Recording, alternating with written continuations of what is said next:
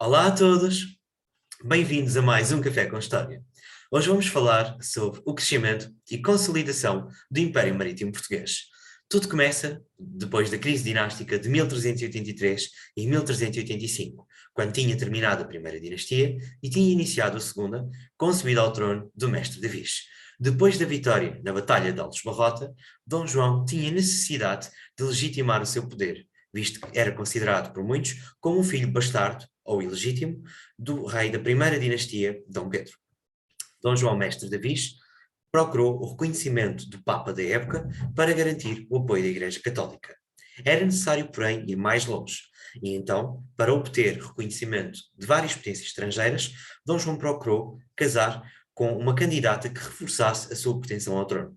A candidata escolhida foi uma inglesa, conhecida como Filipa de Lencastre, que mais tarde viria a ser a primeira rainha da segunda dinastia. Deste casamento, de facto, iria resultar também o nascimento da ínclita geração. Os filhos do mestre Davis e de Dona Filipa foram considerados dos mais bem preparados para servir também a modernidade portuguesa e servir o povo português naquela época, na Idade Moderna e na transição também para a época que conhecemos como os descobrimentos. Também deste casamento iria resultar a aliança mais antiga da Europa, a aliança entre Portugal e de Inglaterra, formalizada pelo Tratado de Windsor. A partir do momento em que Dom João foi também reconhecido nas Cortes de Leiria como rei, era agora necessário governar o país. E este país, que estava a recuperar de uma guerra civil, da crise dinástica, precisava de se expandir para outros territórios. Tendo em conta que estávamos em paz com Castela, a expansão seria feita por mar. A corte então decidiu, juntamente com a própria coroa, conquistar a cidade de Ceuta no ano de 1415. A escolha de Ceuta esteve muito relacionada com a localização estratégica que permitia controlar a entrada e saída do Mediterrâneo e controlar a navegação do Atlântico. Ao mesmo tempo, permitia ter acesso às caravanas do ouro no norte de África. E, claro, iria permitir a Portugal tentar resolver os seus problemas de autossuficiência alimentar, visto que Ceuta tinha solo fértil para o cultivo de cereais. Ceuta foi facilmente conquistada, mas não teve os resultados desejados. Os muçulmanos atacavam constantemente a cidade e queimavam os campos, e ao mesmo tempo desviaram as rotas das caravanas do ouro para cidades a sul, como Azamor e Tanger. O mestre Davis vai, de facto, então, dar poder aos seus filhos para que estes sejam armados cavaleiros. Depois da morte de Dom João Mestre Davis, quem subiu ao trono foi, de facto, o rei Dom Duarte. Dom Duarte tentou integrar os seus irmãos na administração do reino. Ao seu irmão Dom Pedro, deu a responsabilidade de desempenhar cargos na administração e também de cuidar da educação do herdeiro do trono, o filho de Dom Duarte, que viria a ser Dom Afonso V, o africano. Ao mesmo tempo, o infante Dom Henrique foi também integrado como o grande impulsionador dos descobrimentos. A ele, Dom Duarte deu-lhe a capacidade deste se tornar o mestre da Ordem de Cristo, herdeira dos Templários, que tinha riqueza e tinha conhecimentos técnicos herdados por judeus e muçulmanos e que por eles também tinham sido aperfeiçoados. Estes conhecimentos iriam mais tarde resultar nos instrumentos de navegação e na própria construção da caravela, algo que foi bastante útil e revolucionário para a expansão marítima portuguesa. Dom Henrique, que vivia em Lagos, patrocinou também muitas viagens de navegação. E claro, este período ficou conhecido como período henriquino, ou o capítulo do infante Dom Henrique, caracterizou-se pela passagem do Cabo Bojador, em 1434, por Gilianos, que permitiu dobrar o mundo conhecido e permitiu ir mais além. O infante Dom Henrique foi também responsável pela exploração da costa ocidental africana, o que permitiu continuar a expansão marítima para sul, quebrando os mendos da época. Ao mesmo tempo, foi ele que mandou redescobrir e colonizar os arquipélagos atlânticos dos Açores e da Madeira. Ora, para além de Dom Pedro e do próprio infante Dom Henrique, o rei Dom Duarte deu também ao seu irmão, Dom Fernando, conhecido como Infante Santo, cargos importantes na coroa. Como Ceuta era constantemente atacada, era necessário reforçar, de facto, a presença do exército português no norte da África. O rei Dom Duarte vai então convencer os seus irmãos, o infante Dom Henrique e o infante Dom Fernando, a atacar praças militares do norte da África. No entanto, a expedição portuguesa é derrotada, os dois infantes, que quer dizer príncipes na época, foram feitos prisioneiros. O infante Dom Henrique foi solto e chegou a Lisboa com a mensagem de que, se Dom Duarte abdicasse a cidade de Ceuta, o infante Dom Fernando, que estava como refém, seria libertado. Se não entregasse a cidade de Ceuta, os muçulmanos iriam matar Dom Fernando. Dom Duarte influenciado pelos seus irmãos e influenciado pela coroa, optou pela cidade de Ceuta, o que de facto vai levar à manutenção da expansão marítima. Dom Fernando, porém, morre no cativeiro e fica conhecido como Infante Santo, derivado ao sacrifício que este mesmo fez pela história de Portugal. A partir deste momento, importa de facto também salientar que depois da morte de Dom Duarte, sobe ao trono Dom Afonso V. Dom Afonso V destacou-se pela sua tentativa de controlar o norte de África. Dom Afonso V vai conquistar diversas cidades como Tanger, Azamor e Alcácer Seguer. No que diz respeito à exploração marítima, Dom Afonso V, depois da morte do tio, o infante Dom Henrique, arrendou a exploração marítima a Fernão Gomes, o mercador rico de Lisboa, e que, de facto, se responsabilizou por fazer um contrato com a coroa. Iria pagar uma parte dos rendimentos da expansão marítima à coroa, mas iria ele próprio ficar com grande parte dos lucros e grande parte dos benefícios das regiões, dos povos e das terras que descobrisse, seja pela navegação, seja pela conquista. Fernão Gomes chegou até à feitoria de São Jorge da Mina em 1482.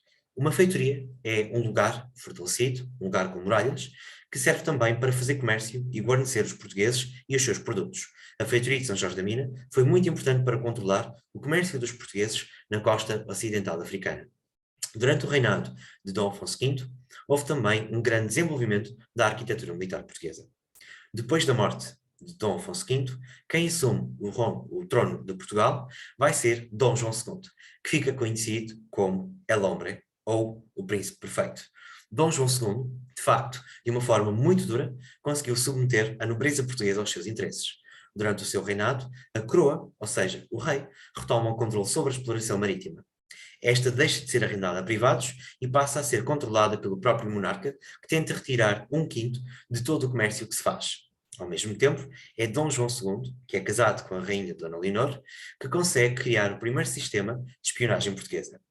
Dom João II consegue o reconhecimento da Santa Sé, consegue também ser reconhecido como um dos campeões da fé cristã pela Europa por causa de combater contra os muçulmanos e de expandir a fé cristã, de facto, pelas várias possessões ultramarinas que Portugal possuía. Dom João II vai também ter o desejo de conhecer novos povos, novas culturas, sobretudo chegar à Índia por mar. Alcançando uma via marítima, Dom João II conseguiria de facto ter acesso ao comércio das especiarias, tornando Portugal num dos povos mais ricos da própria Europa. É durante o seu reinado que também se tem conhecimento, não oficial, das terras de Vera Cruz, que mais tarde se viriam a tornar no próprio Brasil. Exemplo disso são as viagens de navegação do próprio navegador Duarte Pacheco Pereira, algo que nos permite quase afirmar que o Brasil foi descoberto muito antes de 1500, muito antes das viagens de Pedro Álvares Cabral. Dom João II vai também fortalecer a presença da coroa e vai fortalecer o poder do próprio Estado. Paga também a 2 espiões, nomeadamente Pedro da Covilhã e Afonso de Paiva, para ter conhecimento das épocas favoráveis para as navegações marítimas até à Índia e para procurar aliados cristãos que ajudassem no combate contra os muçulmanos, nomeadamente a tal história da Idade Média, que é a procura do Preste João, alguém que tinha fundado um reino cristão e que combatia contra os muçulmanos. Mas, na verdade, aquilo que os portugueses vão encontrar é a Etiópia, um reino cristão que estava, de facto, em carência de soldados, em carência de apoio militar. Não eram os cristãos nem os aliados que os portugueses procuravam, mas foram aqueles que realmente se encontraram na época, descendentes do apostolado de São Tomé na Índia. Ora, depois de concluir, de facto, esta própria ideia de Dom João II, importa, de facto, acrescentar que o seu filho herdeiro, o infante Dom Afonso, tinha morrido. Tendo em conta que o rei não tinha herdeiros legítimos, a rainha, Dona Leonor, propôs que o seu irmão, o Duque de Beja, Dom Manuel, fosse herdeiro do trono. Dom João, com muita reticência, acabou por concordar por forte influência da rainha Dona Leonor. A quando da morte de Dom João II, Dom Manuel vai ser aclamado rei de Portugal. E a quando a esfera armilar se torna também símbolo da coroa, porque era o símbolo da casa de Avis. Com o auxílio da sua irmã, a rainha Dona Leonor, Dom Manuel consegue herdar um reino espalhado por África e também com uma forte presença no mar. Dom Manuel vai beneficiar do conhecimento estratégico de Dom João II e vai beneficiar de toda a herança que vem desde o mestre de Avis, passando por Dom Duarte, pelos infantes da ínclita geração e, claro, pela influência do próprio infante Dom Henrique e Dom Afonso V e do seu predecessor, o próprio Príncipe Perfeito. Dom Manuel vai conseguir patrocinar as viagens até à Índia por mar, algo que acontece no ano 1498 com a chegada de Vasco da Gama a Calcute. Ao mesmo tempo, o rei Dom Manuel vai pagar a Pedro Álvares Cabral para ir numa segunda vez à Índia, mas que acabam por, de facto, não só reforçar a presença dos portugueses no Oriente e ter acesso às especiarias, como também descobrir oficialmente o Brasil, as terras de Vera Cruz, no ano de 1500. A partir do reinado de Dom Manuel, também surge um estilo próprio, um estilo arquitetónico conhecido como gótico flamejante ou estilo manuelino, uma forma de propaganda real e de legitimar o poder do próprio rei Dom Manuel.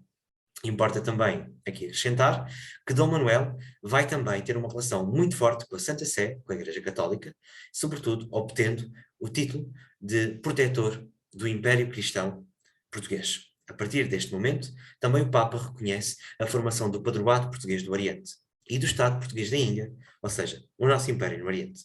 E é neste Império que Dom Manuel vai criar, de facto, o título de Vice-Rei para garantir que há representação sua no Oriente. Destacamos alguns: Francisco de Almeida, Afonso de Albuquerque e o próprio Vasco da Gama. Mais tarde, outras pessoas teriam muita importância também na edificação da cidade de Goa. No Oriente, os portugueses tiveram acesso às especiarias, tiveram acesso ao ouro. Em África, tivemos acesso ao ouro africano, ao marfim e aos cravos. E no Brasil, viríamos ter acesso também ao pau-brasil, à cana-de-açúcar e a outras matérias-primas consideradas importantes para o comércio português e para o comércio atlântico. Durante o reinado de Dom Manuel, Lisboa tornou-se a cidade mais importante da Europa. Dom Manuel vai, de facto, tornar Lisboa uma cidade dinâmica, cosmopolita, na transição do século XV para o século XVI. Para além de contar com novos edifícios, Lisboa vai contar também com uma nova diretriz urbana. Em Lisboa, Dom Manuel manda construir o Paço da Ribeira, o atual Terreiro do Paço, onde Dom Manuel fixa a sua residência para controlar o comércio marítimo. Dom Manuel manda construir também a Casa da Índia para controlar o comércio do Oriente, o comércio das especiarias. E manda construir a Ribeira das Naus, para que de facto esta possa reparar e construir, portanto, naus ou outro tipo de embarcações que controle os mares e garanta o domínio dos portugueses. Lisboa consegue o título de Joia do Atlântico porque era a cidade mais bela, mais poderosa e mais rica do Oceano Atlântico. Ao mesmo tempo, é conhecida de facto como a grande capacidade desta cidade de ser as portas da Europa, visto que a ela afluíam todos os produtos e todas as embarcações do mundo para comercializar as especiarias e para comercializar também todas as riquezas controladas pelos portugueses. Dom Manuel herdou um império muito forte de Dom João II e permitiu consolidar e fortalecer a presença do Estado português. O Império Português, no século XVI, chegou de facto ao seu exponente máximo. No entanto, a partir do reinado de Dom João III, viria a perder grande parte do seu poder com a evidente crise do Império Português do Oriente. E claro, embora tenhamos tido o Império Colonial, o Império Ultramarino, até à cedência de Macau e de Timor-Leste, a verdade é que Portugal apenas dominou os mares nos séculos XV e XVI. Seria mais tarde substituído por um conjunto de outros povos, os espanhóis, os holandeses, sobretudo Cavoque no Oriente, e claro, também pelos próprios ingleses. Mas nestes 2 séculos, Portugal teve referência no próprio mundo. Um exemplo disso foi também a assinatura do Tratado de Alcáçovas, em 1480, que confirmava um acordo com Espanha em que o mar se dividia entre Portugal e o Reino Espanhol. No entanto, depois da viagem de Cristóvão Colombo em 1492, foi necessário ratificar um novo tratado que resolvesse os problemas entre os 2 povos ibéricos. Foi o Tratado de Tordesilhas, assinado em 1494 entre o rei Dom João II e os reis católicos de Espanha, nomeadamente Dom Fernando e Dona Isabel, tinham sido os responsáveis por unificar a Espanha, conquistar a cidade de Granada e garantir que Sevilha também seria uma cidade concorrente de Lisboa, uma cidade cosmopolita. Depois do Tratado de Tordesilhas, seria definida a teoria do mare clausum, algo que iria confirmar não só o poder de Portugal, mas também o poder de Espanha. O mar encontrava-se fechado, encontrava-se governado por 2 povos. Posto isto, terminamos então este nosso Café com História, um pouco já longo, é certo, sobre a expansão marítima portuguesa. Espero ter ajudado e se houver sugestões para o futuro tema, deixa nos comentários. Espero que seja útil também para o teu estudo. Adeus a todos e obrigado por estarem atentos a mais um Café com História.